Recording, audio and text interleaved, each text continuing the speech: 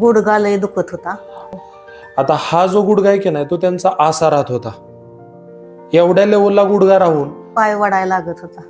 YouTube आणि फेसबुकच्या माध्यमातून ज्या व्हिडिओ पाहिल्या त्याच्यावरून तुमच्या लक्षात आलं असेल की आमच्याकडे अनेक जुन्या आजारांवरती आम्ही आमच्या सेंटरमध्ये थेरपी करतो. काय नाव तुमचं?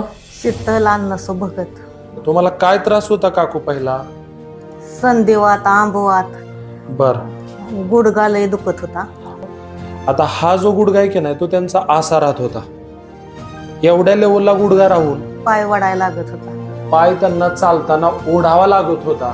परंतु आजची मात्र परिस्थिती आहे. आता तुम्ही कसं चालताय? पाय उचलून टाकताय पाय का? उचलून टाकते आता. वर जात नव्हता ते, आता असा पूर्ण वर कसा वर जातोय दाखवा बरं. असा जातोय, नाही तर उचलतच नव्हता वर. बघा, घ्या खाली. आता हा जो पाय आहे की नाही काकूंचा, हा पाय वरतीच जात नव्हता. काकू आज तुमचा इथं कितवा दिवस आहे? 9वा दिवस आहे आज इथं. बर. आणि ह्या 9 दिवसामध्ये तुम्हाला कसं वाटतंय आता? लय बरं वाटते सगळं. आणि किती वर्ष झालं म्हटले त्रास आहे तुम्हाला? 10-12 वर्ष झाली. बघा, 10-12 वर्षापासून जो जुना आजार होता तर ह्याला खऱ्या अर्थाने ऑपरेशनच सांगितलं होतं. परंतु अशा गुडघ्याच्या आजारामध्ये सुद्धा आपल्या सेंटरमध्ये दिवसातून 2दा-3दा वेगवेगळ्या पद्धतीने चांगली मालिश करून आपण छानसा उपचार घेऊ शकतो.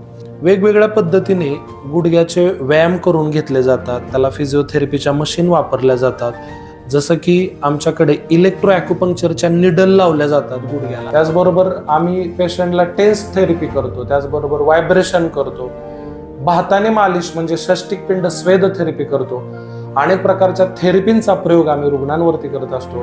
मात्र या उपचारामध्ये कोणत्याही प्रकारचा साईड इफेक्ट आम्ही होऊ देत नाही. त्याची आम्ही खूप व्यवस्थित दक्षता घेतो.